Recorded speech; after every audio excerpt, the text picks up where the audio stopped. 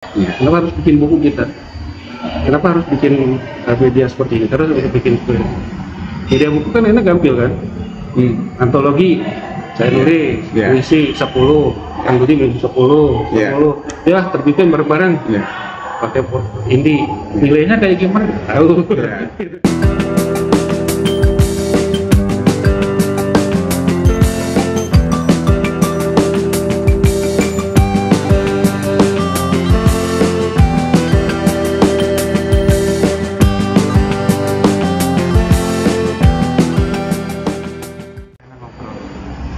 Jadi bisnis media itu bisnis pengaruh gitu.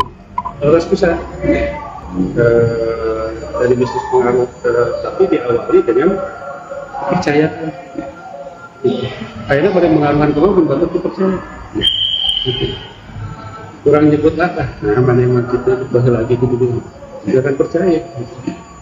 Intinya nama gitu. Nah, akhirnya kebangun kepercayaan itu lebih susah. Gitu. Kalau percaya mah trustnya itu yang mau kalau kepercayaan jujur itu nama gitu orang yang bisa ya Rasulullah kenapa sampai orang begitu percaya pada Rasulullah gitu ya kan dia jujur gitu. Sebelum diangkat jadi nabi dia harus jujur gitu. Dia percaya gitu. Saya jadi berpengaruh orang yang berpengaruh gitu. Karena sekarang itu sudah masuk ke era itu ya, siapapun bisa jadi media kan? Siapapun punya media, siapapun bisa jadi jurnalis. Iya. Jadi nanti kita punya HP udah punya media nih gitu. Ya. Dengan bermedsos itu media kita, Facebook itu kan media kita, Instagram itu media kita. Tapi bisa dibedakan nggak antara jurnalis amatir dan jurnalis titik? Pasti beda. Bedanya apa? Mereka yang warga yang tidak punya latar belakang di jurnalistik ya, itu pasti nggak akan tahu konten-konten ini terlarang, konten-konten yang boleh atau tidak. Kan saya di BINIP itu dibutuhin bahwa media itu netral, media itu netral, tuh alat itu netral. Pistol misalnya, itu kan tools. Badai dianggap jahat biasa, dianggap kebaikan biasa. Sama media juga. Badai dianggap jahat biasa, badai dianggap kebaikan biasa. Nah tinggal kumaha orang yang di belakang senjata itu, orang di belakang media itu kumaha. Itu malah jadi nama udah nonton.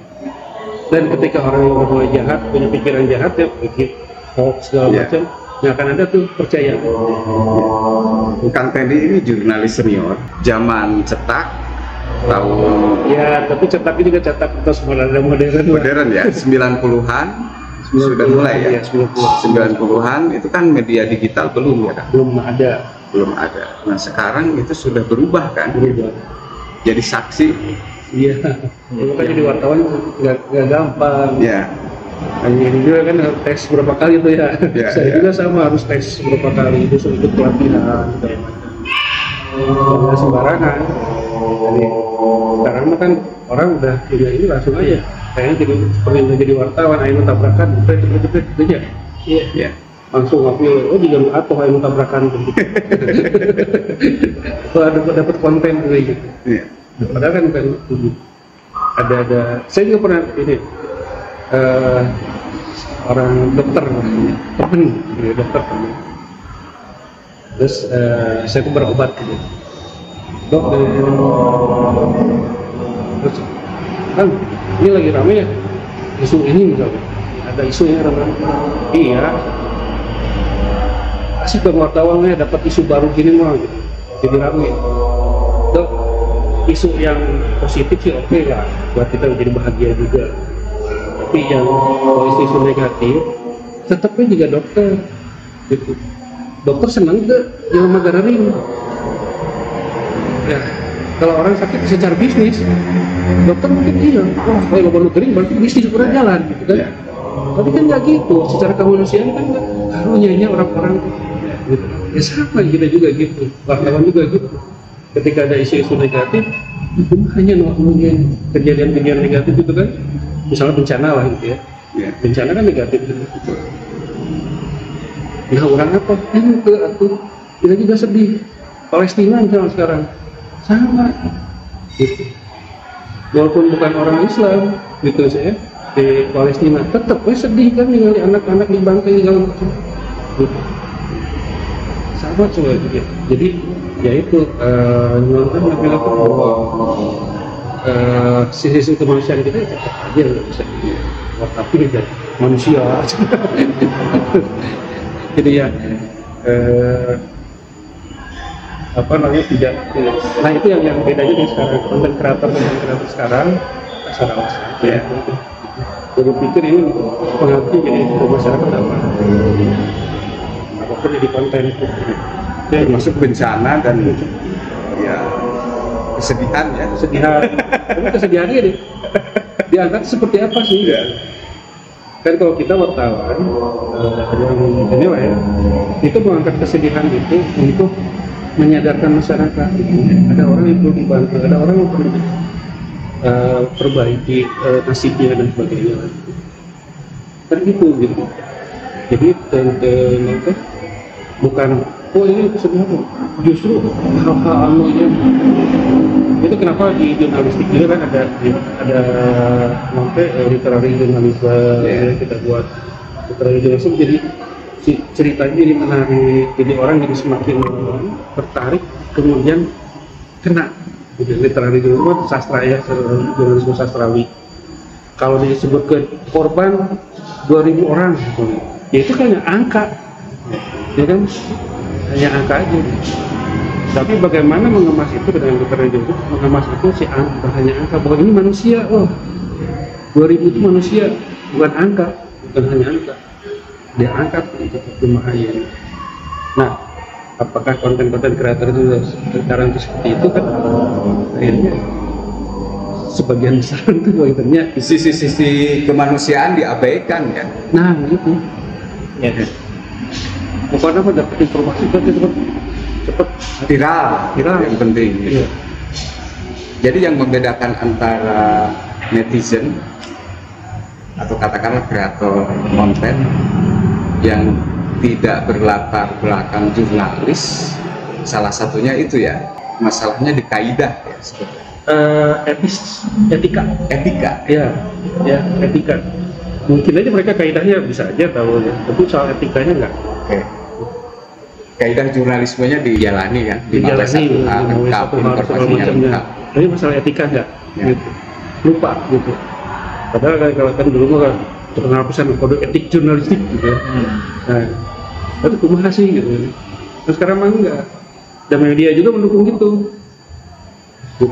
Akhirnya saya wawancara sama Kang Jenny.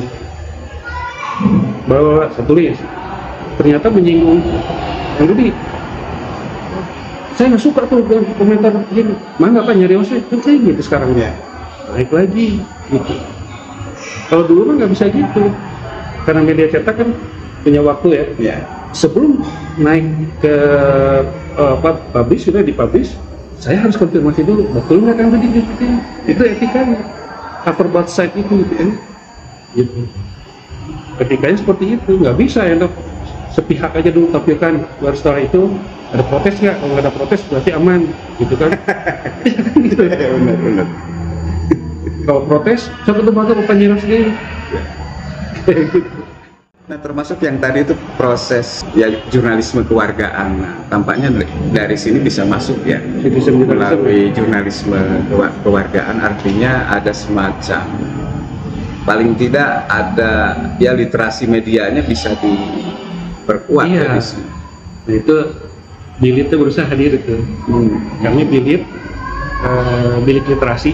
Ya.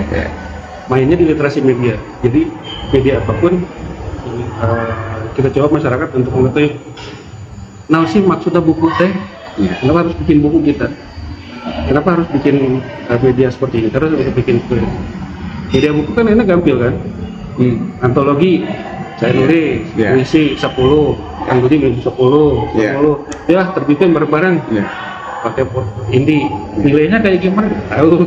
Gitu kan. Kayak gitu. Pasawan sastrawan anu ieu kan rambut karek ini kamari mana yang bisa jadi buku. Nilainya seperti apa? Nah, itu kita hadir. Bagaimana kita coba ada puisi kan sebenarnya sih sebelum bikin buku puisi itu gitu. Punya nilainya situ atau hanya puisi itu hanya sekadar ungkapan perasaan kita aja gitu. Ada manfaatnya buat masyarakat. Kayak gitu. Itu nggak di share oke lah itu mari. Banyak juga yang kepentingannya untuk memberikan berkat. Yang kayak gitu. Ada sekedar eksis kemudian lumayan ya buat tambahan kayak gitu. Walaupun sebetulnya ya itu hak saya untuk berekspresi kan. Betul. Tetapi tampaknya kita juga harus ya proses kreatifnya itu harus diperkuat gitu ya. Intinya gini, kalau dipilih apa ya manfaat yang bisa kita sampaikan ke masyarakat, itu aja. Literasi itu kan untuk bukan hanya kami di ininya bukan hanya baca tulis. Tagline kami itu literasi bukan soal baca tulis, bukan hanya soal baca tulis. Media bukan hanya buku. Kenapa? Karena selama ini kegiatan literasi ngomongin soal buku aja. Padahal media itu banyak gitu yang menjadi sarana buat literasi. Sebenarnya media itu bukan hanya itu. Bahwa buku itu ya salah satu gitu ya, salah satu ini. Media nukia gitu, waduh apalagi media sosial, apalagi dunia lah banget ya. Jadi media sosial tuh sekarang segala macam ada lah sama berat gitu.